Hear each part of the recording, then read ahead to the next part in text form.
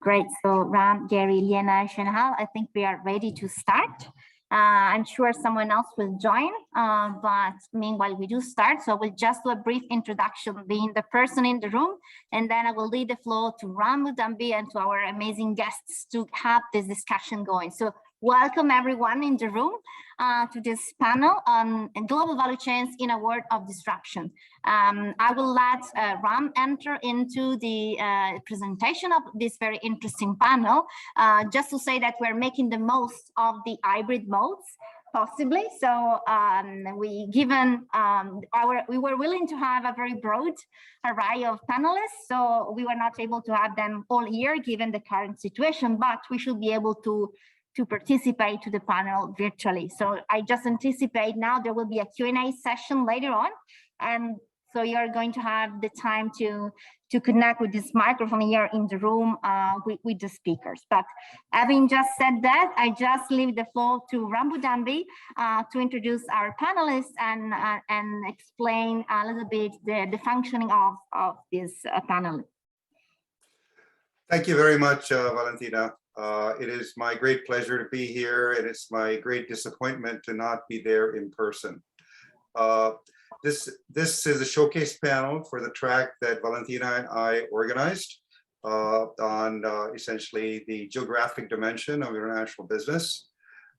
We all know that the geography of international business has become increasingly complex over the last few decades. And much of this complexity has been captured in a view of the global economy through the lens of global value chains. We are very fortunate to have with us today one of the originators, or one of the founding fathers of the global value chain view of the world, Gary Gireffi. So I'm absolutely delighted that he is here, and we are very excited to hear his insights on this aspect.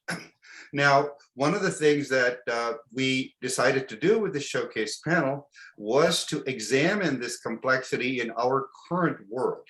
And our current world is one characterized, as we all know, and which is, in fact, one of the effects of which is that we are not with you in person, is because of this global disruptions. And so the question that is, we believe, a cutting-edge question, a question for the future, for the next decade, or maybe even longer, for all of us, is to focus on this question: does this increasing complexity imply fragility or resilience? Now, we know that the common sense, or the KISS principle, the keep it simple, stupid principle, suggests that complex systems are fragile. We know Occam's razor, all these sorts of things basically say that more complexity is more fragile, because of both in terms of the fact that if you have a more complex system, you have more elements, each of which has a probability of failure. And there are more connections amongst these elements because it's a system. And so the failure of connections can occur even if all the elements are working perfectly. So in both of these cases, as you can see, it seems to me that the common sense view would be, well, it's obvious, it's more complex, it must be more fragile. However, there is an alternative view that that optimal complex, that people who design complex systems are not stupid people, they're very smart people. And optimal complex systems are designed to take these problems into account. They're designed with generic components and pathways that enable greater redundancy. In other words, things that can work for each other. For example, one of the most important aspects of this is the World Wide Web, which was designed to function after thermonuclear war. And it is more resilient than the phone system. We all know that. Connections in the web are dependent on redundant pathways as opposed to a single line. And again, we know over the last 2 years or so, the ongoing COVID pandemic is testament to the resilience of the web. And indeed, the resilience of the web is the reason why all of us are able to interact at all.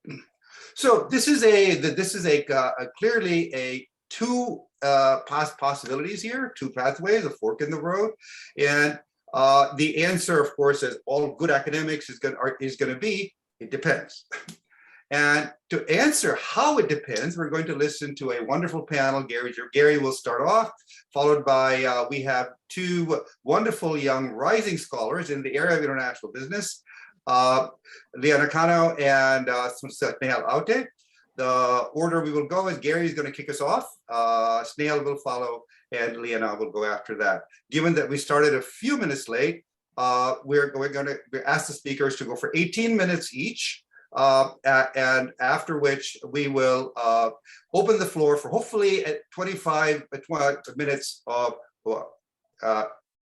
very lively discussion, I hope. So Gary, the floor is now yours. I believe you can share your screen. Great. Yes, let me try to get my PowerPoint presentation up. For some reason, it's having a little trouble finding it. So meanwhile, Gary, I just say it again for those that entered the room just later on. We're going to listen to the presentation by the speakers online, but will be the possibility to interact afterwards with the microphone that is here. So now we do see your screen. Yeah, but Gary? this isn't the power. And Valentina, maybe it's a backup since I think I sent everybody also my slide. Maybe you could, if there's a way, in case I can't get my share screen, if for the PowerPoint, if one of you could pull it up. But Gary, you said send me a PDF. I don't have a PowerPoint. Can you pull up the PDF? Is it would that also work? I can do that if you like. If you could, that'd be great. Thanks. Okay. Let's see. And hang on. good. And I can also send the PowerPoint if necessary, but if you can, yeah, pull up the PDF, it'd be great. It's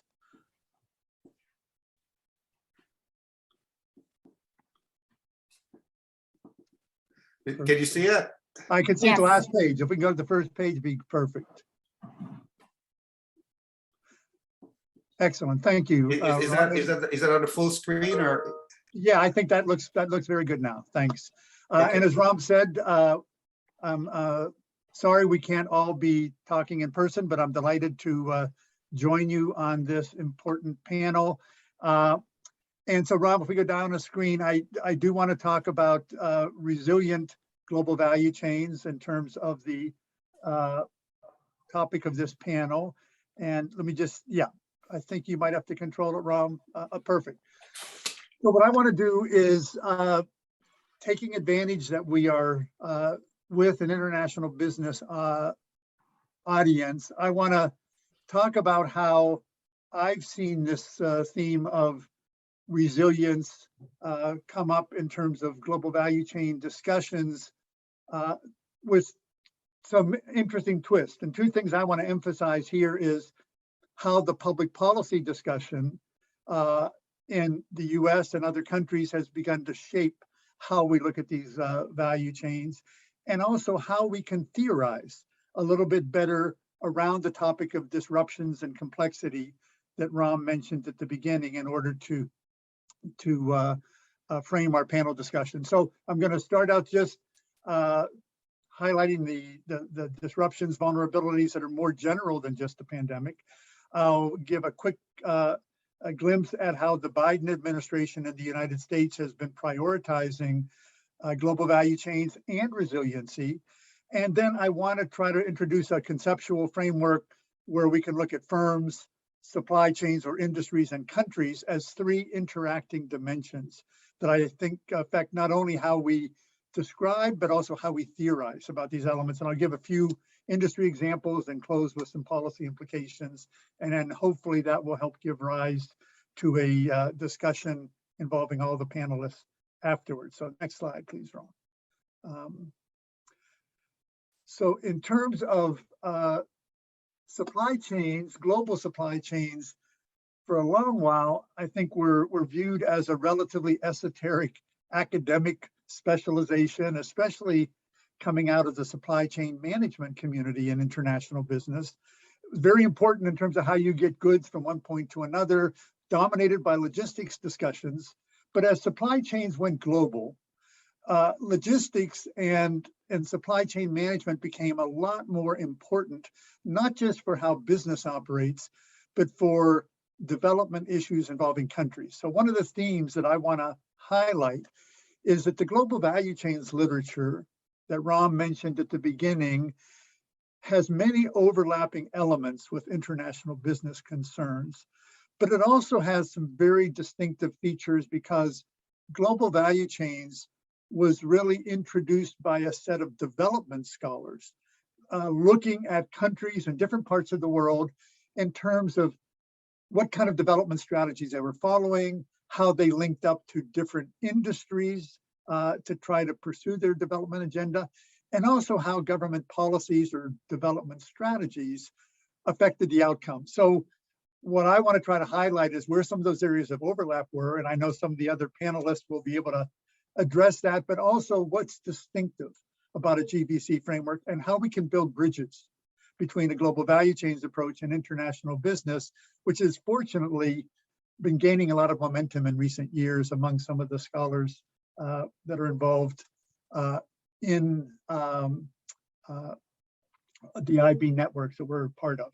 So I more generally, in addition to the global pandemic, which has introduced a lot of disruptions that we're all aware of, in the last 5 or 6 years, we've had other disruptions. Economic nationalism as a broader force has been something which has really called into question a lot of the multilateral alliances and organizations that have been the backbone of the global economy or the international system.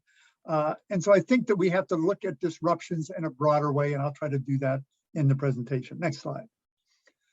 The Biden administration that came into office in 2020 has definitely been focusing on this supply chain topic.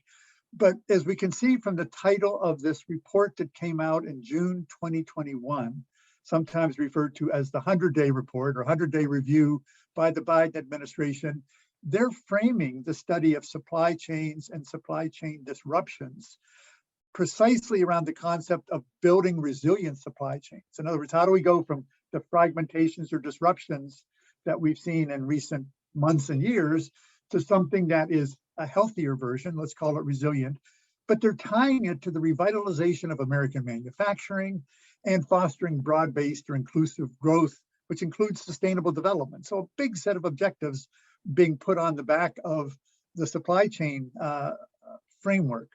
In this particular report, they focused on 4 key industries: semiconductors, advanced batteries for electric vehicles, active ingredients for pharmaceuticals, and critical and rare earth minerals. Interestingly, in each of those 4 reports, which are quite excellent in this 100-day review, were done by a different department in the US government. So Department of Commerce did semiconductors, Department of Energy did advanced batteries, Health and Human Services did the pharma report, and DOD, Department of Defense, did rare earth minerals. So some people call this a whole of government approach. But what's interesting is, as good as those reports are, they are of limited utility going forward because these industries change so rapidly. So these give us a great snapshot, but I think what we need to figure out as scholars is how do we track the continuing change in these industries and a way to provide fresh perspectives to policymakers. Next slide. So this gets to this critical topic of resiliency, which is a key for this panel. In my particular perspective, I think resilience is important, but we have to look at it at 3 different levels. There's the level of the firm, the level of the industry or supply chain, and the level of countries. Now, if we think about this theoretically, the international business literature, I think, has focused extensively on this topic from the perspective of firms.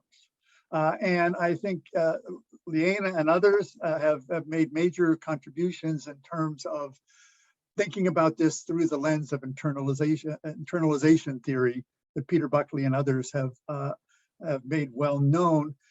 But I think that's only one perspective. It focuses on operational efficiency of firms versus flexibility or resilience as another concept, but it's very firm-centered, looking out to the rest of the world. How do firms orchestrate their supply chains? The second dimension of supply chains is much more attuned to where the global value chain literature begins. Global value chain studies grew up by looking at global industries like apparel or automobiles or electronics or medical supplies that were very important in shaping how different countries could get involved in the global economy, especially developing economies. And so the topic of firm strategies was actually secondary to looking at GVC structures. So I think a part of our theorizing goes between these two levels. How do we understand firms and firm strategies? How do we insert that in the context of global industries and how they're changing? The third dimension is relatively new in the sense that it's been highlighted by the pandemic, the policy concerns of countries. And we know that in the pandemic, a lot of this has been framed around national security issues. Should we be bringing fragmented or secure or vital supply chains back to home countries? Should we reshore them or build up stockpiles? And how do we link that with these broader notions of economic, social, and environmental goals? So I want to, in the slides I'm going to present, highlight how we theorize across these three levels, or opportunities for theorizing across these levels. Next slide, Ron. And so this is a kind of very short list, building blocks of GVC analysis, which from a value chain researcher like myself, all of these are essential, but many of these have actually been given short shrift in a lot of the other literature, including international business, and very much putting our current panel members as an exception to this rule, especially Ram, Liena, and Valentina, who have all been collaborating and working very extensively in terms of bridging GVC and IB literatures. A lot of the international business literature, I think, had ignored the global value chain approach until relatively recently. And I wrote an article back in 2019 in the Journal of International Business Policy about how we could build bridges, bringing those two literatures together. But and I think Journal of International Business Studies, the Journal of International Business Policy, and the Global Strategy Journal all have very important articles in the last few years that are building bridges. But if you're going to look at it from a GVC point of view, one key issue is GVC mapping, looking at the range of activities, not just product production-oriented activities, but key services that characterize critical industries. The governance structures is looking at how supply chains are organized by lead firms, and that's approached differently by these different approaches. Geography varies over time of any of these global industries. Critical for GVCs, how value is distributed unevenly across value chains. Now, the current context leads us to look at state policies.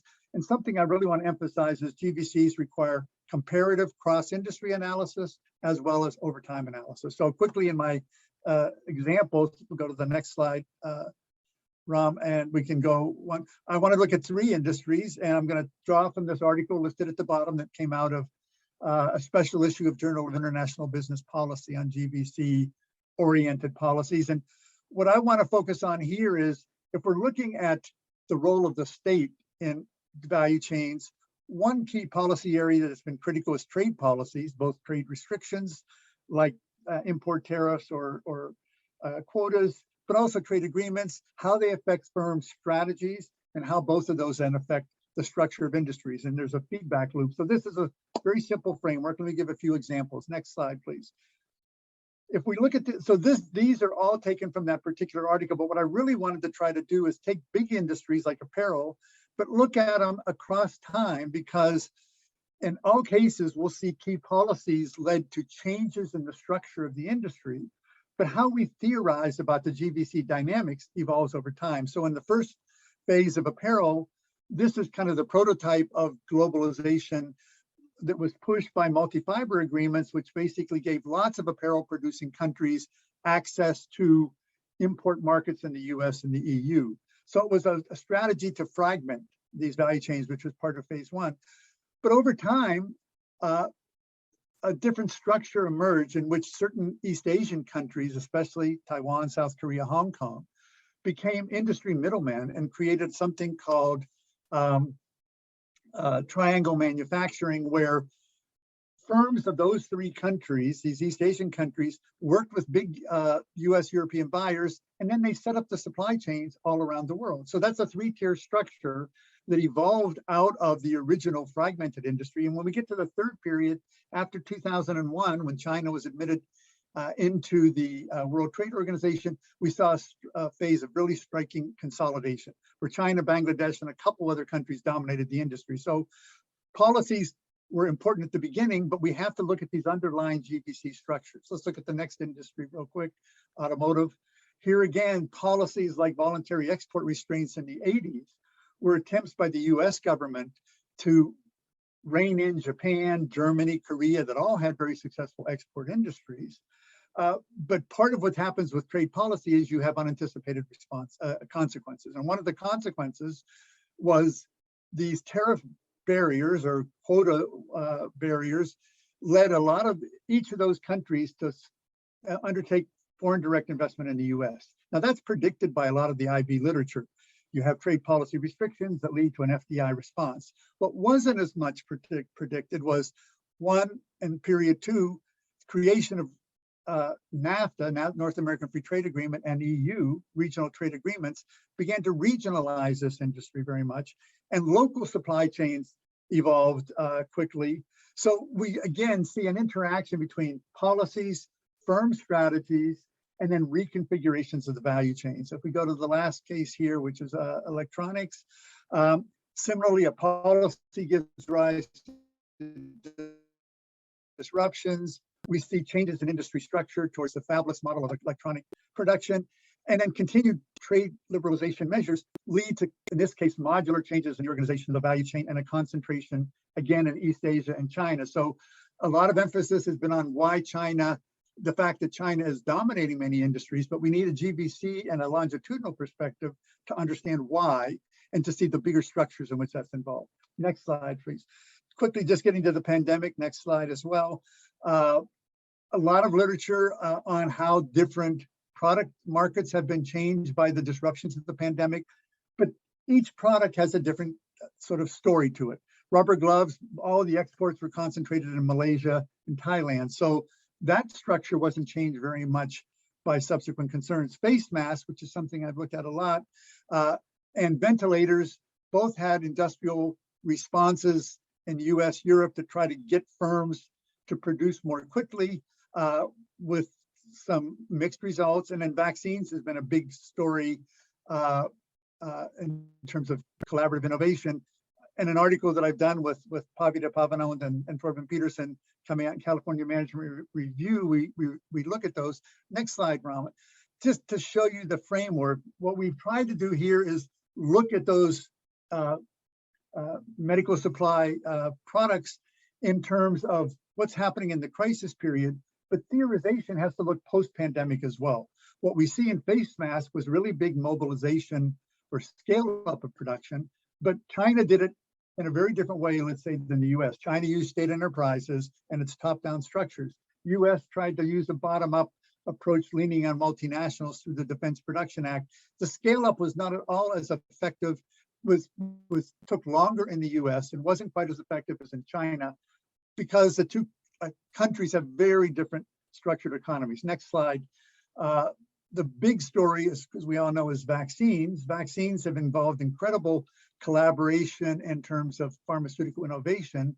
But if we start looking post-pandemic, critical issues are going to be how do we have global scale production of vaccines, not just the R&D phase, and how do we get a distribution that's multi-country? So again, I think we have to look across the three levels, firm level, GVC level, country level, and we have to look at the future as well as the current period in order to be able to generalize more effectively. In the paper, we try to come up with some conclusions. Last couple of slides, Ram, if we just go ahead.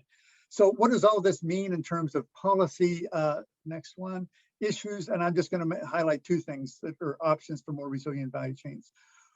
One of the topics that has come up for a lot of countries is if you've got fragmentation or disruption in these value chains and you want to build greater resilience, you can try to follow some of these policies of either making them more domestic, making them shorter by going to nearshoring, or making value chains more diversified. All of those are very reasonable approaches that firms are following, and so are countries. But reshoring, critical point, does not guarantee resiliency. If you try to bring an entire complex international value chain into one country, no matter how big, you have risks that are even greater than a more diversified structure. And innovation often requires collaboration. Last slide. So I think the kind of challenges we have going forward, and we can talk about this more in Q&A, a big problem with the supply chain and value chain literature is you can't, if you're not looking at it just from the point of view of the lead firm, but the whole supply chain, we need transparency about how the supply chains are organized, and that's very hard to come by. Complex companies like Apple, Boeing, any of the car makers, any of the computer makers, a lot of that information about second, third, fourth tier supply chain is confidential. So one challenge, how do we get better information about supply chain structures? How do we find points of stress? And I think some of the solutions that policymakers are gravitating towards are different forms of diversified sourcing. If bringing supply chains back into one country doesn't make sense in an era of globalization, different kinds of diversified sourcing do, but that requires policy coordination. So a big challenge within countries as well as between countries is how do you identify the relevant policy agencies and create structures for ongoing coordination and sort of making data available that's going to be needed to guide these supply chain decisions. So let me stop there. It was a kind of zooming through a lot of topics, but there's those papers that I mentioned that will provide more details, and I'm sure we can have a discussion following the presentations by the other two panelists. Thank you very much, Gary, for that absolutely magisterial walkthrough with your usual focus on incredible detail and the historical footprint as well. So let me try and give virtual a round of applause here. Without further ado, just in the interest of time, because we started late, I'm going to ask Snehal to share her screen. And I'll give you, if this says the same, 18 minutes now, and give you the 5-minute, 2-minute warning. Can you see my screen? Yes. Okay, and I hope I'm audible. No issues there. I can hear you, yes. Oh, great. All right, so thanks for inviting me. I must say that it is an honor to be sharing this virtual stage with such distinguished scholars. Thank you so much. I'll be presenting a paper, yes, in 18 minutes. So quick overview. The angle is again disruptions, but I must say that the paper, when we started writing, wasn't really about disruptions. Disruptions was more like a background theme. It was more about reconfiguration of supply networks and its implications for innovation and catch-up. And this is a joint work with colleagues at Temple University, Professor Mudambi and Professor Subodh Kumar. So this paper or this topic for today is in the context of emerging industry, and I'm sure these are you know about the product here. This is a global wind turbine manufacturing industry that I study, and the key product of the industry is this wind turbine. Although of course there have been several innovations in the recent times, and the hope is that we will see a better dominant design coming up than the design that we see today. Now, going into the context, the industry context a bit, so that the disruption theme becomes clearer. This is a rapidly growing industry in terms of onshore installations as well as the offshore installations. Disruptions are not new to this industry. In fact, the commercial phase of this industry started in the 1970s when the world was shaken up by the oil crisis. So you can say that disruption in the established industry gave rise to this nascent industry. And since then, there have been changing policy landscapes, and market shares, unfortunately, are closely connected with the policy landscape. So the policy is pro-wind. Suddenly you see a lot of, the energy mix will see a lot of wind, and so the profitability is linked. Profitability of firms is linked to policy. This is also an engineering intensive industry driven by technological as well as design innovations. In terms of entry, all kinds of entrants are seen, de novo entrants, diversifying entrants. Just as entry is common, exit is also common. Exits, bankruptcies are fairly common in the industry. So here is this disruption theme. Disruptions are not new. In fact, in this industry, disruptions are sort of a backdrop. They are always there. And if we see for the most part of this industry's history, the leadership, the market leadership belong to advanced economies, mainly Europe and recently United States. Having said that, of course, emerging economy firms have also entered the industry, many of them, and many of them have also caught up with the leaders, or at least they are in the process of catching up. Suppliers belong to various related industries. And why do I say that? Because the knowledge resides outside the industry. Industry-specific knowledge is forming over time, as a result of which the suppliers belong to all kinds of related industries. Just as the knowledge resides outside industry, of course, the knowledge is going to reside then outside firm boundaries as well.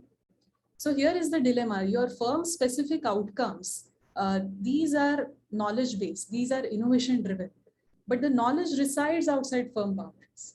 And because of this, the supplier dependence or your sourcing strategies and acquisitions, they become critical in this kind of a setting.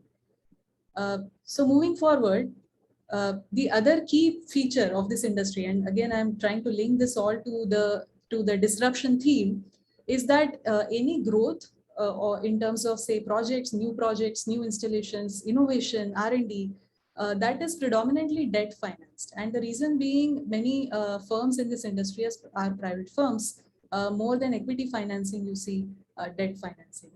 Offshore projects, which are these days driving the industry growth or the firm growth, they are very highly capital intensive. In fact, a very common analogy that is used in the industry is that if onshore technology is like aircraft, offshore is like aerospace. So here, with this debt financing and this background, I come to 2008 financial crisis. The data that I have is not enough to study COVID crisis. Of course, COVID has caused supply chain disruptions in this industry, but I think I'll have to wait for a few more years to get that data. I do have this 2008 financial crisis, and this resulted in capital unavailability. So on one side, the firms are growing through debt financing. Lehman Brothers was in fact a major lender for these firms. So when the company went bankrupt, this became a major industry shock. This became a major industry disruption, resulted in stalled projects, resulted in bankruptcies and whatnot. So this was not just a disruption to, say, I mean, of course, a disruption to outcome will be seen in throughout the value chain, disruption in inputs, in R&D, in sourcing, all kinds of things. But there was a major disruption to firms' knowledge strategies as well, particularly those from emerging economies that were catching up through acquisitions.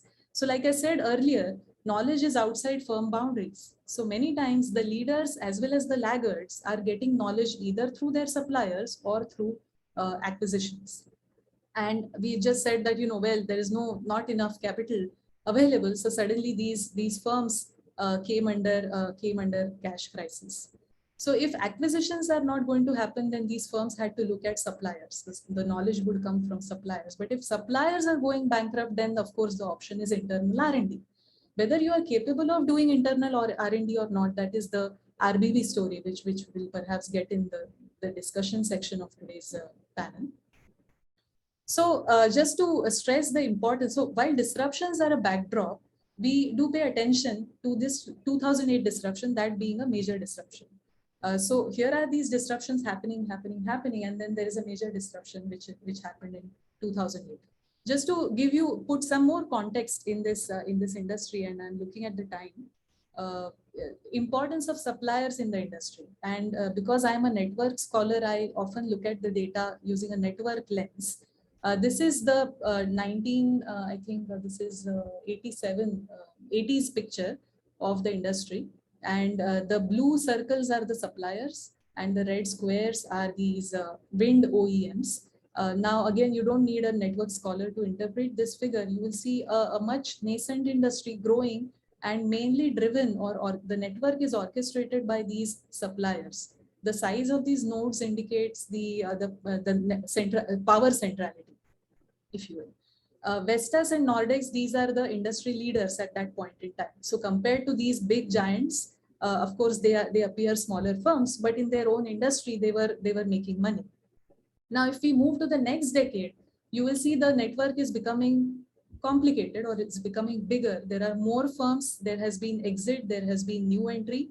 You will still see these two suppliers, sort of the focal points. Vestas, which is the industry leader, Nordex and NEG, again, industry leaders are over here. You can compare the sizes to the suppliers again. Again, the next decade, if we go further, you will see different structure. Again, exits, entries. GE has entered now in the industry, and you will see that they are sourcing knowledge. There's a thick tie with this LM glass fiber, which is the core supplier. Vestas, which is a market leader, has a slightly different strategy. You see that they are avoiding the LM glass fiber. Gamesa, which was another, sort of a catching up firm in 2005, you see that they have created their own network here, sort of captive suppliers, so to say. So this shows you the the strategic choices made by these different firms, different profiles, different choices. Again, moving on to 2011. So this is post 08 financial crisis. Again, a much bigger network, many exits, many entries. Global, the supply chain by now has become fully global. So all these companies are representing triad region, developing countries, particularly emerging market firms, emerging countries. Again, you will see GE following a certain strategy, Vestas is right here, it's following a different strategy. Senvion, which is another leader, following a different strategy. Gamesa is here, which used to be a leader, is no longer a leader now, again, sticking to its own network of suppliers. So this sort of gave some, these observations led to motivations and then led to finally data collection. What were some of the observations? Again, these are just pure observations looking at the network. First observation was that supplier decisions seem to be, to me at least, they seem critical component of knowledge strategies, and they seem to be associated with competitive advantage. There seemed to be, to me again, a move away from some common large well-connected suppliers. So some firms were strategically avoiding those suppliers. And those firms were forming their own sub-networks, the network of captive suppliers. There was also an indication of vertical integration over time, although it didn't become apparent in these slides. There was a hint of vertical integration, particularly by industry leaders. So this led me thinking that what is the effect of these reconfigurations? The supply chain is reconfiguring on the backdrop of this disruption. So disruptions are always here and supply chain keeps reconfiguring. What is the effect on innovations? Can we test this using empirical evidence? Are these changes significant? So that led to data collection, and we collected data on wind OEMs and their suppliers over a large period of time. Because I said, many of these firms were private companies. So the data was all over the World Wide Web, and we had to actually spend a lot of time getting it in usable format. The way we measured the supplier strategies were whether they do majority outsourcing. Are they really connecting to less connected suppliers? So are they really preferring more captive suppliers? And what is the tenure of their supply contract? What is the supplier tenure? And the dependent variables of innovations, we measured 3 ways: number of new models launched annually, the rate of launch, and the number of distinctive products launched. So are you just launching new models with some variations, or are you launching truly distinctive products? And for all these 3 supplier strategies, we found positive significant effect. Then we wanted to use the status of the company from the industry frontier as a moderator.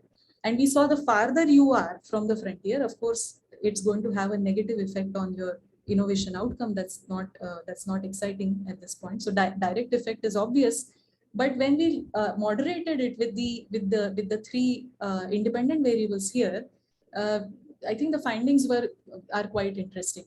If you look at the firms which are closer to industry, and if they majority outsourcing is less effective to produce innovations compared to, let's say, if you are behind the industry, then outsourcing is more effective. And what we saw is that effects are much stronger post 2008.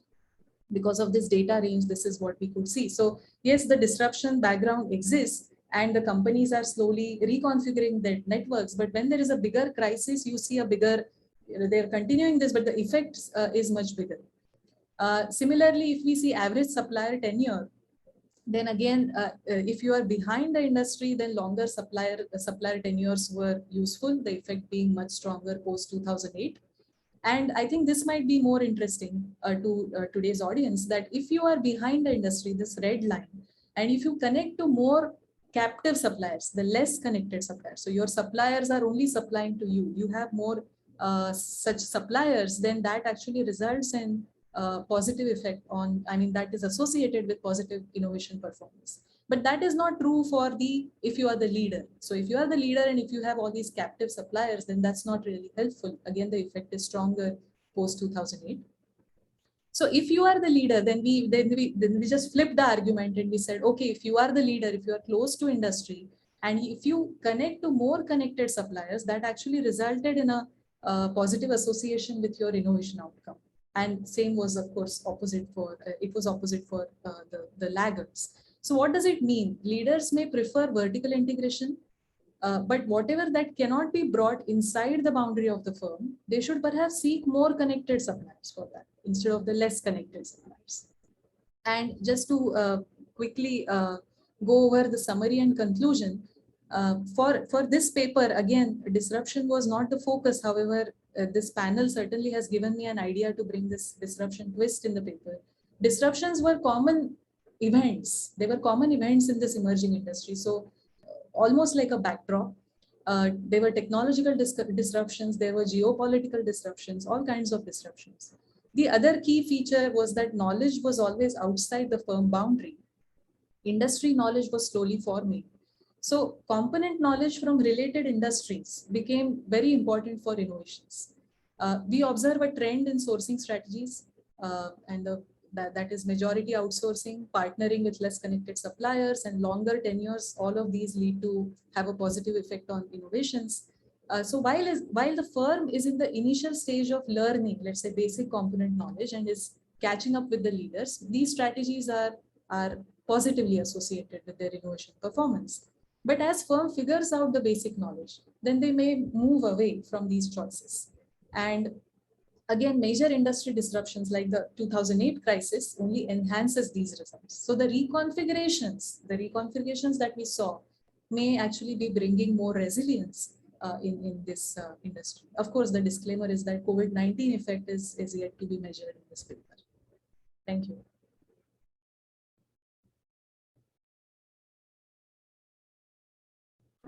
Thank you very much, Snehal. You've very much kept your time. Thank you. I think the disruption theme is quite clear running through this on a very specific industry context. Gary gave us an overview of multiple industries, and you would give us a deep dive into one industry. And I think, again, without further ado, I'd like to move straight on to Liana. Liana, are you able to share your screen? Oh, wonderful. Thank you. So Liana, the floor is yours. And so I will mute myself in 18 minutes. Thank you. Just a message from the ground. I think we are experiencing here now what students face when they are attending online or hybrid sessions. So I just want to say it again, that after also Liana's presentation, there's going to be space for Q&A. So just to give a, to make it more like human during this side of the room, and there will be the opportunity to make the question live, but also to write in some of the question or the feedbacks or the comments via platform. So hopefully we're still alive to attend the third presentation of this interesting presentation. So sorry, Liana, but I thought it was nice to participate also on this, to give you a feedback from this side on the room. So the floor back to you, Liana, and then again we will have some time for Q&A. We're very excited for the Q&A, of course. Okay. Thank you so much for inviting me to this panel. And I also want to say that I'm so jealous of everybody who's attending the conference in person. I had my ticket booked, I had my hotel booked, and then the disruption happened, but here we are. And also kudos to the conference organizers for pivoting to the hybrid delivery mode. And I know we're making the best of it. So I appreciate being able to present it. It's just before 8 o'clock in the morning, so a little bit early for me on a Saturday morning, but anyway, delighted to be here. So I am going to present a largely theoretical argument, and I attempted to really answer Ram's question directly: is complexity good or bad? Does it lead to fragility or resilience? And I'm going to take a very lead firm centric approach, which Gary, I admit, is only a piece of the puzzle, but I hope that we're going to be able to eventually insert that piece into the overall picture. So I started by reflecting on what is complexity. And I think when we talk about complexity of supply chains and complexity of GVCs, we mostly think about geographic complexity, but there are a lot of dimensions to it. So on the one hand, there is geographic structural complexity, and that refers to the geographic dispersion or concentration, the number of locations, the number of players, the distance and all of its dimensions, I would like to say, the depth of GVC, so how many tiers of suppliers, the local clusters and linkages and the heterogeneity of these linkages. On the other hand, there are more managerial or strategic considerations of complexity. So what is the mix of contracts? What are the power dynamics and relational features of the hierarchy relationships in the network? How complex is the product? Is the knowledge quantifiable? What are the industry standards? To what extent are they consistent? The transparency also, as Gary mentioned. So if your value chain adds in a mine in Congo, which is practically impossible to observe and manage, that, of course, adds an additional dimension of complexity. The business cycles of different parts of the value chain and the extent to which they overlap or sync. So all of this forms the overall complexity of the global value chain. And again, I think the best way to understand it, I completely agree with Gary, is from the point of view, from a cross-disciplinary point of view, because some of these issues fall squarely into the domain of GVC research and sociology, economic geography, policy. Some of these are within the domain of IB students. IB scholars and students. But from the perspective of really managing a complexity of one value chain, hypothetically speaking, which global value chain is going to be more complex and more difficult to manage? Let's say a regional value chain with multiple tiers of suppliers, or perhaps a more globally dispersed value chain with fewer linkages but greater cultural distance among players, more complex knowledge. So which one is more complex? And I would say that that really depends on the capabilities of the lead firm and what the lead firm can do to really pull this GVC together. So from international business research perspective, from IB theory perspective, a global value chain is going to be sustainable over the long term, or I'm going to use the buzzword resilient because that's what we're talking about here today. If it's more efficient over the long term, and I know I used the efficiency word, which is controversial. And I'd like to clarify that efficiency, again, from my IB perspective, means not just pure cost-based efficiency, but rather the ability of the lead firm to solve information problems, solve commitment problems of all actors involved, and facilitate the context that is conducive to innovation and value creation in the entire network over the long term. So it's really not just input cost, but the aggregate cost of managing transactions. So what is the impact of complexity on the firm's ability to manage its GVC efficiently over the long term? Of course, it presents an opportunity for strategic flexibility. And in this case, the ability to switch, adjust, backsource, inshore, move production locations around in order to achieve the most efficient combination of transactions in the long term. And there is a lot of evidence in IB and management research more broadly that shows performance benefits of strategic flexibility in terms of the ability to switch operations from one country to another. But of course, the challenge here, as Ram pointed out in the opening slides, is the information and commitment problems that this kind of complexity introduces. So whether or not it is a paragon or parasite depends on the lead M&E's ability to use the opportunities of complexity while alleviating the challenges that arise. So then let's see what happens when a disruption occurs, such as COVID-19, for example. So this slide is from a paper with Rajneesh Narula and Irina Surdu, and I should have said here that it's 2022. It's coming out in the same special issue of CMR as Gary Pavidas and Torben's paper. With a major external disruption come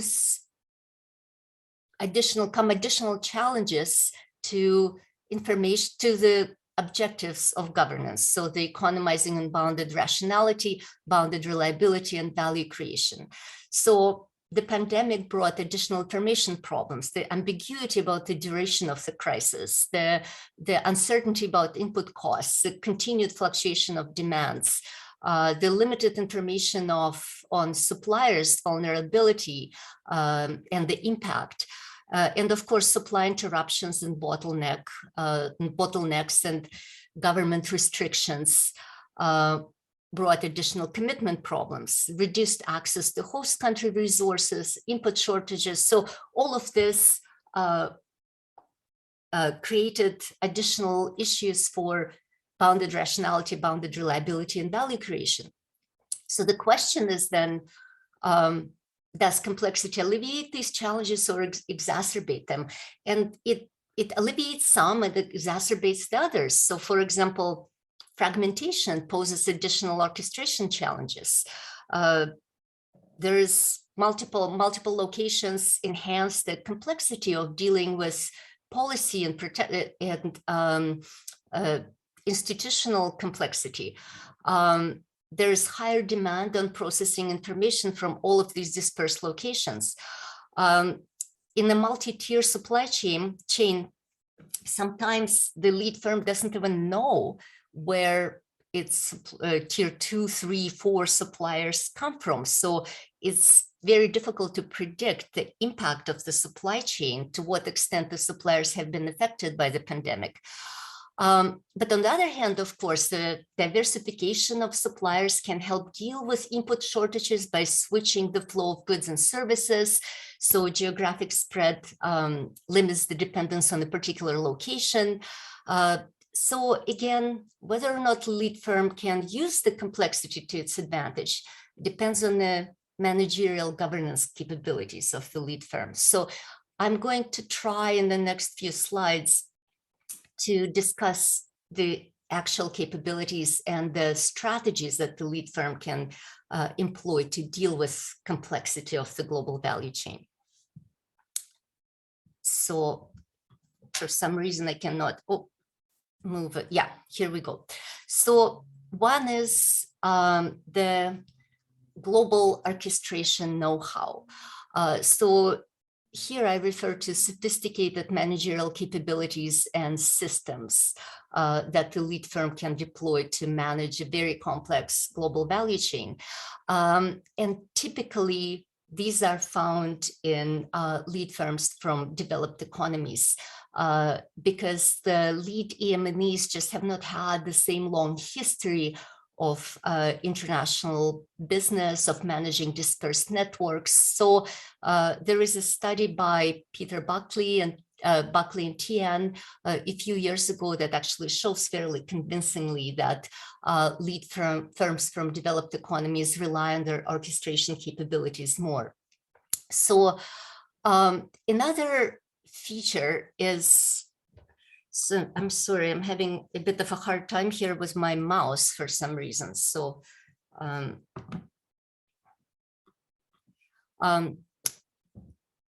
apologize. So I think I'm on the right slide. Another feature is the ability to exercise entrepreneurial guidance. So it's a superior judgment on behalf of the lead firm, so as to guide knowledge transfer, to channel knowledge to relevant partners, to engage in co-development in specific areas of expertise of partners to come up with innovation. And joint innovation can facilitate network-wide response to disruptions. I would also say, and in a network where the lead firm depends specifically in a network where specialized knowledge of partners is important, an entrepreneurial lead firm can really channel that type of specialized expertise into joint innovation. And I would say that supplier upgrading that's initiated by the lead firm also falls into this category of entrepreneurial guidance, because here the capability development of suppliers also improves their ability to respond to disruptions when needed. And IKEA is a very well-known example of a firm that works with suppliers to improve their capabilities. Another example is ASML, which is a lithography equipment manufacturer for the semiconductor industry.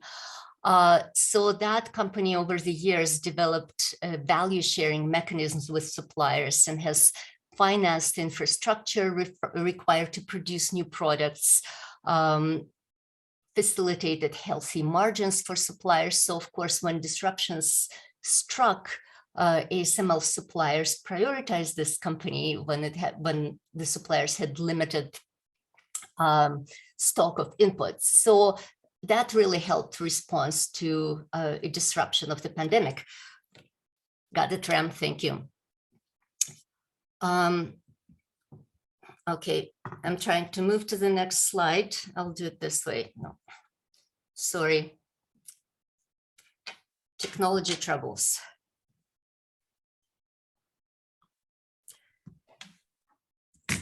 Okay. I think I skipped the slide. So a couple more strategies. One is strategic supplier selectivity. So how complex is too complex? So is there an optimal number of partners, for example, that a lead firm can manage? Cisco, for example, has a strictly limited number of manufacturing partners because experimentally over the years, it was determined that a network that's wider than that is going to be too complex. There's also evidence that the quality of ties matters, and that fewer high quality ties is better than many weak ties. So that dimension of complexity is also important to manage for the lead firm. Relational governance is something that's really at the tip of everybody's tongue right now, so I'm not going to spend too much on it, but of course, engaging in closer relationships through the network enhances information flow, it facilitates quicker access to information in host country, safeguards commitments, so that also helps manage a complex value chain. And the last but not least, it's investment in advanced analytics and IT to manage the value chain. And even before we started talking intensely about disruptions, there's a lot of research that shows that investment into analytics reduces coordination costs, facilitates cross-border activity, and especially so in a situation of more volatile, unpredictable global supply chains, where advanced analytics can help companies collect, transmit, and coordinate real-time data on suppliers, on inputs, on even potential disruptions. So the picture here is of Procter & Gamble's, what Procter & Gamble calls its control tower, which is a system that offers comprehensive information about the geographies and products and transmits real life data. It can actually even predict weather changes and channel supply chain movements accordingly. So of course, this facilitates really efficient management of complexity. So I'm going to conclude now that I think the idea that the structure of GVCs is determined by lead firms' orchestration capabilities still holds. And in the context of the question that was posed to the panel, a lead firm that has superior orchestration capabilities is going to manage complexity in a way that is going to facilitate resilience. And in the absence of such orchestration capabilities, it's more likely to actually lead to more fragility. And if we were to think about Peter Buckley's global factory as a specific type of a global value chain that is equipped with controlling intelligence and the orchestration know-how. So in that kind of GVC, complexity should be leading to enhanced resilience. But more broadly, speaking about the future resilience in the face of disruptions, lead firms need to engage in governance adaptations, specifically managerial governance adaptations that facilitate timely and reliable access to information, safeguard commitments, and facilitate joint innovation in the network. And we may see some changes in the structure of value chain, perhaps marginal changes. But again, as Gary mentioned, reshoring and backsourcing may actually not lead to resilience.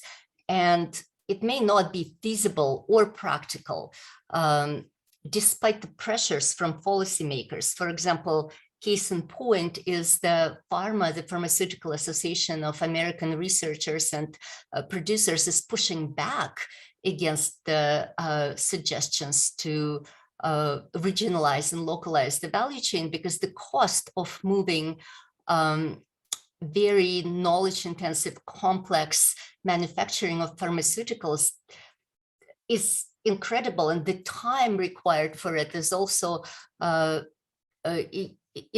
very long time span. So it's actually going to destroy rather than enhance the pharmaceutical firm's ability to provide critical supplies to the home country. So managerial governance adaptations could actually be more within the firm's control, and they could be more instrumental in achieving efficiency in the long term. So I'm going to stop here, and I'm sorry about the issue with handling my mouse. I'm going to try to stop sharing my screen, but I don't seem to be able to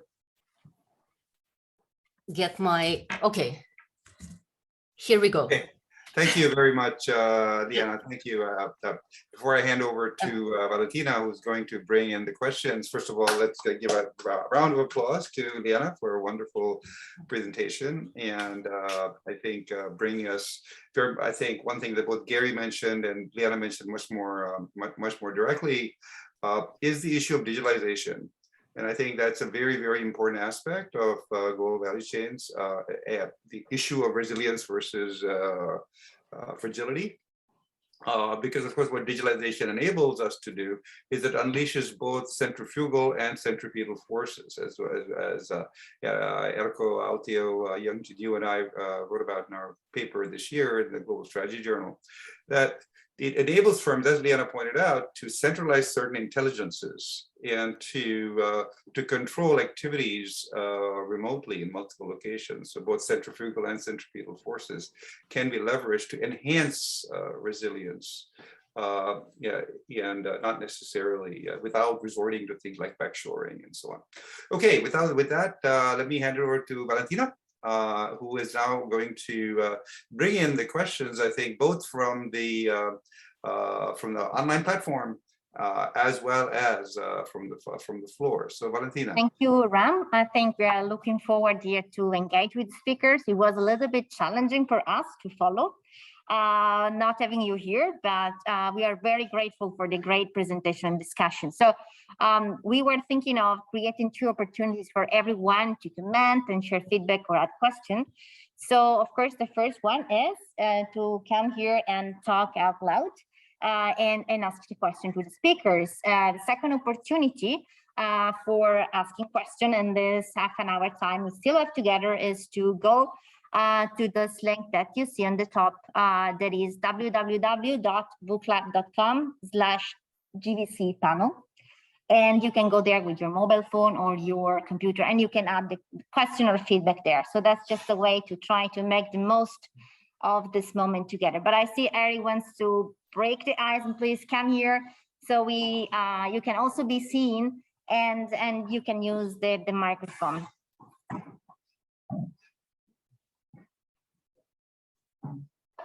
So thank you very much for your presentations. And so it's a pity we couldn't have you all here in Madrid.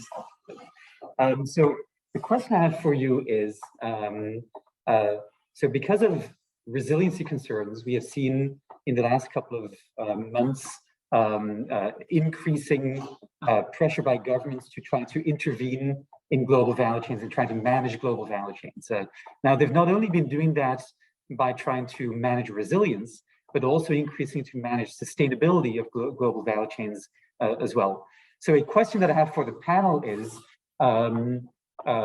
to what extent resiliency enhancement and sustainability enhancement go hand in hand, and whether or not you actually see any trade-offs where trying to build resiliency can go against trying to develop sustainability and the opposite. Thanks, Ari, also for breaking the ice.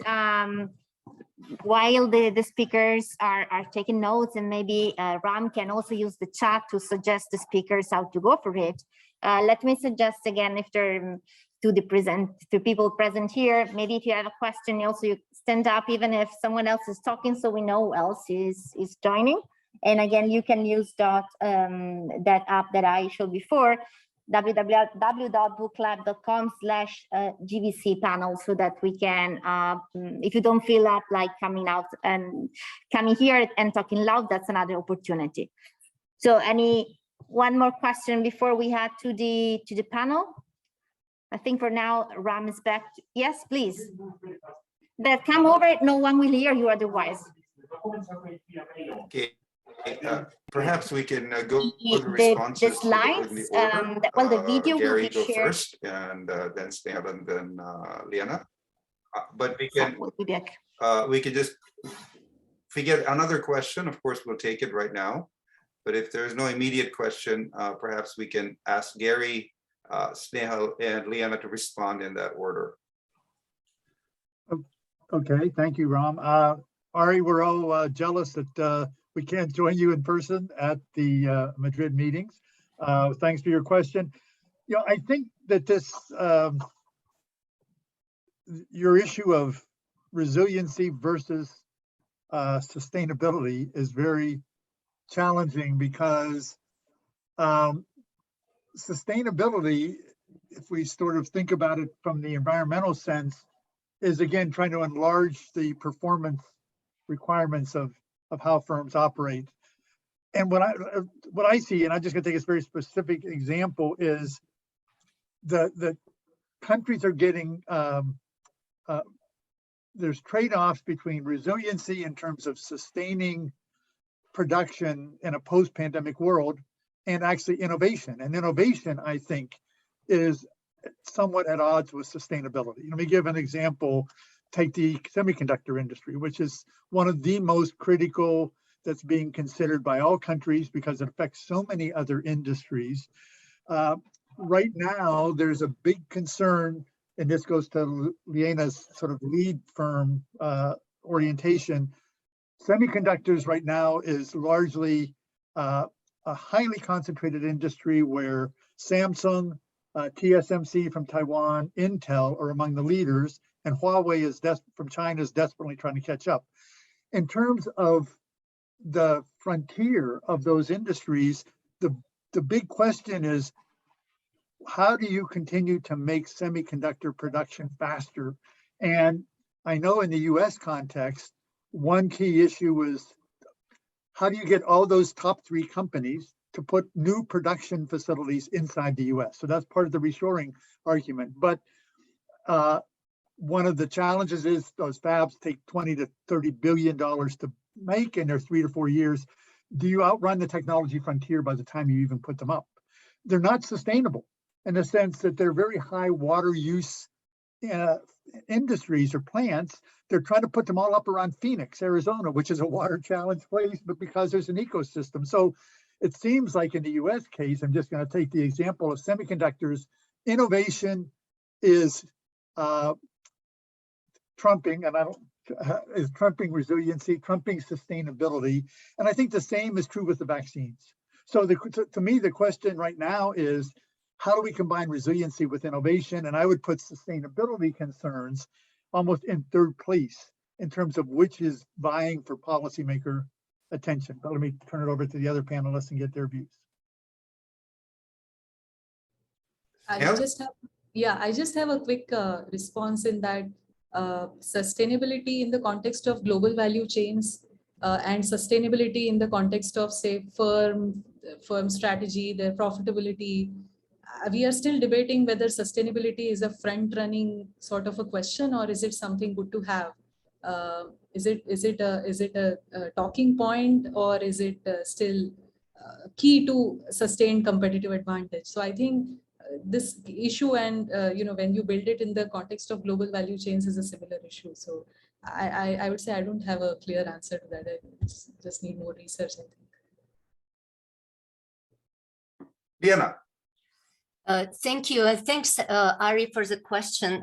I think achieving resilience and achieving sustainability through the value chain really presents a very similar set of challenges to the lead firm, is seeing all the way through the value chain, monitoring your suppliers, many tiers of suppliers, and seeing what they're doing, and being able to understand where your inputs are coming from. And I think some of the strategies that I have discussed for achieving resilience, such as creating entrepreneurial space in the network, and trying to achieve joint innovation, building relationships, implementing technology that will allow you to monitor the entire value chain. These strategies are going to help work on achieving sustainability through the chain as well. But as I know from your work that was just presented at AIB Canada, is you're working on cascading compliance as well. And I think this is what we're seeing now, is that the pressure to implement sustainability through the chain pushes tier 1 suppliers to push compliance to the next tier. So this cascading compliance eventually excludes the most vulnerable population from participation in the value chain, as was described in Rajneesh Narula's JIPS article, I think last year, or maybe it was even in 2020.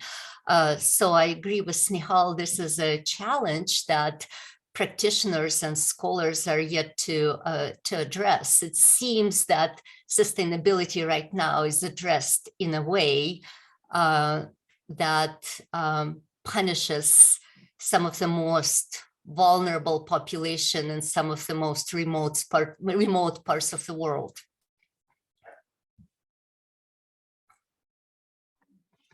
So maybe if I can add one question to make the most of our distinguished speakers. I see many young scholars and more experienced scholars in front of me, and most of us are starting to think about how COVID-19 is or will impact GVC and the way we see them. So what will be your suggestion about one new research frontier that you think we shall work on in this field now that COVID-19 is and has been changing the landscape? Gary, actually, why don't we reverse the responses this time and start with Liana, and we'll go back to Snell and to Gary. Liana. Thank you. So if I understood correctly, there are two parts of the question. One is how COVID-19 is going to affect GVCs, and the other one is how it affects our research. Is that correct? Yeah, I would love to learn about suggestions about as a community where we should go studying, given the current changes. What will be the more intriguing research question you think we shall keep? Okay, so I really agree with Gary when he says that we need to look at the GVCs at different levels, the macro level, the network level, and the firm level. I would like to add another level to this. I think we have to look at it also at the level of the individual. And I think this is the level that has been missing largely from global value chain research, both especially in IB, I would say, because the GVC researchers are more inclined to conduct qualitative studies and ethnographies and observations, and the kind of research that we do in IB just sort of seems to tend away from it, and it makes it more difficult for us to address the individuals. But since we're talking about transparency of the global value chain, managing information problems, managing commitment problems, we're talking about the regulators who come up with policies without really thorough understanding of firm level challenges of implementing these policies. There is a lot of cognitive and behavioral biases that come in place, both in designing the policies and addressing the policies and implementing sustainability measures throughout the value chain. So I think we should really pay greater attention to individual reactions, to the behavior of individual managers, and how to incorporate these behavioral assumptions into the study of the global value chain and the responses to disruptions, and especially so in the context of relationship building, because there is so much discussion about relational governance and global value chain and how it's going to safeguards from future commitment breakdowns. So we really need to bring the individual more squarely into our research. I'll pass it on to the next panelist. Yeah. Yeah. So as I was also thinking about this topic, this panel, the similar question kept coming to my mind is, what is the impact of COVID-19? And just as Gary pointed out, the three levels, I think we should also think of the disruptions, or rather characterize the disruptions, meaning is it a health disruption like the pandemic, or is it the financial crisis? Because I think the disruptions are going to have different kinds of disruptions are going to have different kind of effect on global value chains. So if suddenly there is a shortage of, let's say, financial capital, it's perhaps going to lead a different change than the fact that you cannot transport products from one country to another, or going further back to 1970s, if suddenly the critical input is denied because of some geopolitical issue. So what I think is that COVID-19 has given this perspective that the disruption could itself be of different types and will have different effects. So I think that, to me at least, seems like a good idea to disentangle those groups. Thanks. Thank you, Snell. That's a wonderful thought. And Gary, to you now. Yes, let me build on Liana's point about adding to the 3 levels, meso, network, firm, the individual level. And I want to give an example that actually will tie into Ari Van Ash, and he might be able to later discuss with the people there in Madrid.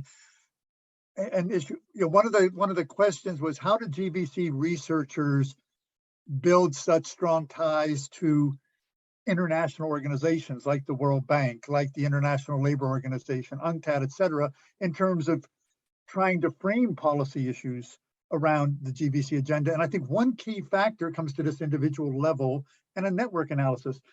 I've mentioned in a couple of different places, including that JIBP article of 2019, the idea of idea entrepreneurs and policy entrepreneurs as a very critical role in trying to scale up research to make a difference. And Ari Van Ash and Stephanie Barrientos and I, to just give an example, a couple months ago wrote an open letter to the Director General of the World Trade Organization, because they just had their a big meeting in early December to push an idea that came out of the European Commission around least developed, global value chains for least developed countries.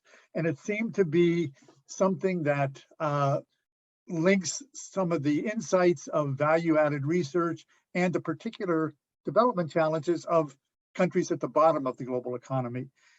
And I won't give all the details except to say that the back and forth that was involved in trying to mobilize members of the research community to sort of support that letter and identifying the key individuals in the World Trade Organization is really complex. But in order to have an impact, you need to do that. So I think a kind of research, to Valentina's question going forward, might be some very good case studies where you look at both positive and failed attempts to try to bring about change at this individual level. But I think you need the kind of network perspective that Sneha was identifying. It's not just individuals in random great leader type of individuals, but it's linking, I think, research communities and policymakers through this idea of idea and policy entrepreneurs, and looking at some of the literature out there about that, and taking examples like this recent one with the WTO, which so far has not had the outcome you'd expect, but why not? And what's it take? So I think that's a good approach. If I could just add try and link the two questions together. I think it's quite important. First of all, if you take Ari's question with regard to sustainability and on the one hand, and resilience on the other, and link that to the COVID-19 pandemic and opportunities for future research.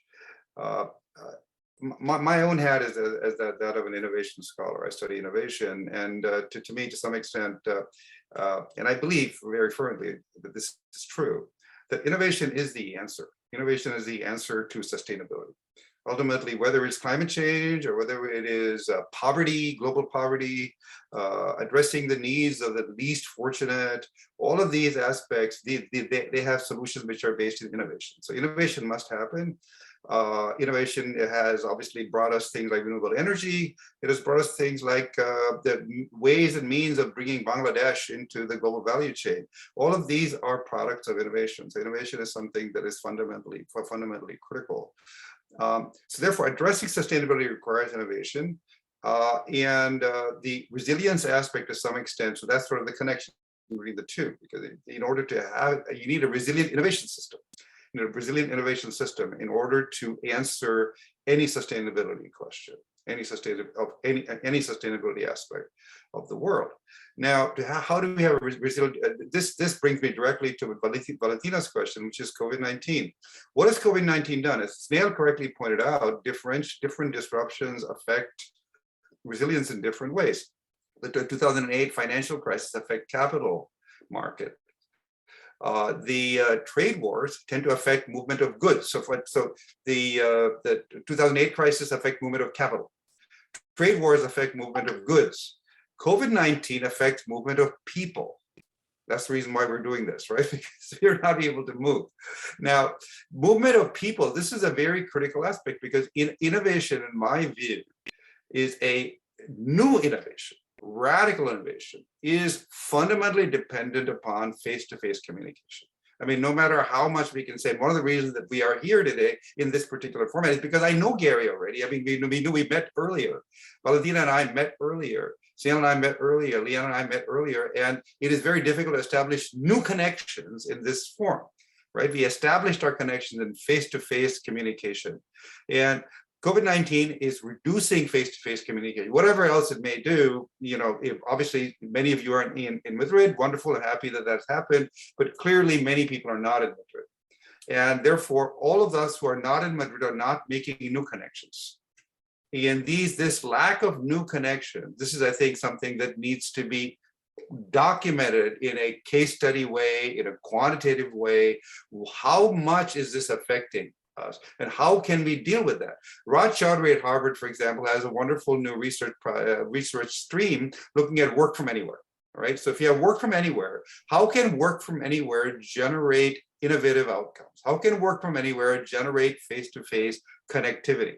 How can we resolve, recognizing the fact that we have now reached a situation where we will have continual disruptions in face-to-face connections? We need to fix that. We need to come up with alternatives, right?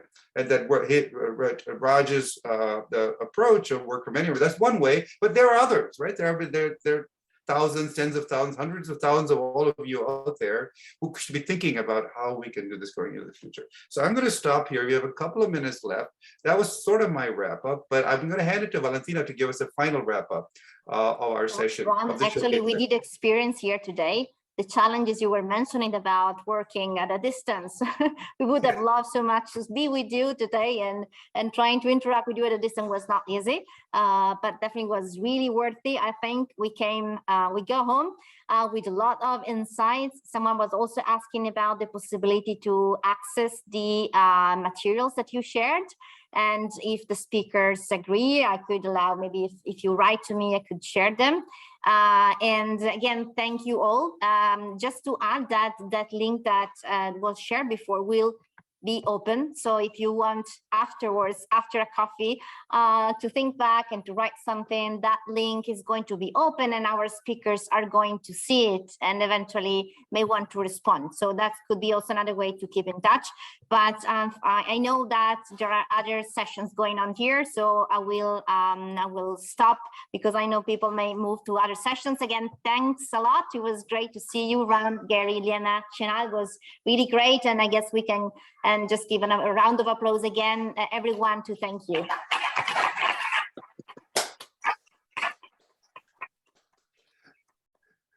Thank you very much. Thank you, Valentina. Thank you so much for organizing this and for your patience.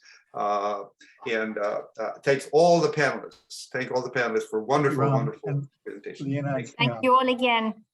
Bye-bye. Bye, Valentina. Bye. Thank you very much, everyone. Very nice to see you. Likewise. Now I'm really depressed about not making new connections. Yes, exactly. Yes, right. But to be continued. Let's find the next meeting when we can actually see each other face to face. Maybe Miami. Are you going there?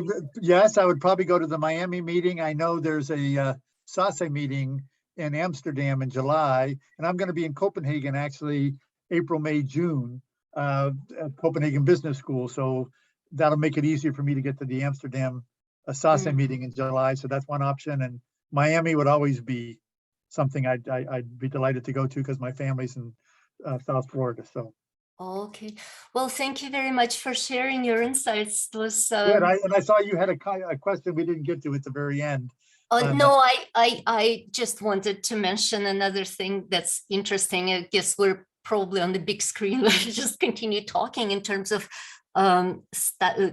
what to study now is the heterogeneity of responses and how different firms, different types of firms in GVCs are affected by disruptions. Yes. And like small and medium size, for example, or location of the firm or ownership. So this is something, and I'm involved in a couple of projects, and I'm struggling with it a little bit, and this is where the interdisciplinary angle comes in, is, the SMEs is not, I don't, it's not a part of my expertise, so I really need to learn more about it. But how do SMEs contribute to GVCs Right. in the time of disruptions? Because they've been hit disproportionately. Yes. So this is something that I find very interesting right now. Different ownership types, like family firms, state-owned. So this is all just a whole new path, I guess, back of research avenues that that we can pursue. But I remember you saying, I think 5 years ago, that value chain mapping is a way to go, and I remember thinking, like, yes, last year, and now 5 years later, or 4 years later, I still haven't really gathered up the courage to do that, because it's just such a monumental undertaking, and I really think that I need to work with a supply chain colleague from operations to do that, because they do that kind of stuff and we don't. Yeah. Yes, no, I agree. But I think some of the newer work that Ari and Ram and others are doing, where they've created data sets that allow them to get a lot of information from firms, and especially some newer work on COVID-19 vaccines have really detailed maps of how the innovation process works. So maybe I will send that actually on to folks. And so I think finding researchers who do that well and understanding how they do it, and maybe building alliances, is easier than trying to do it yourself. That's for sure. Yeah, for sure. Yeah. Good. All right. Well, I'm gonna go have breakfast. Yes.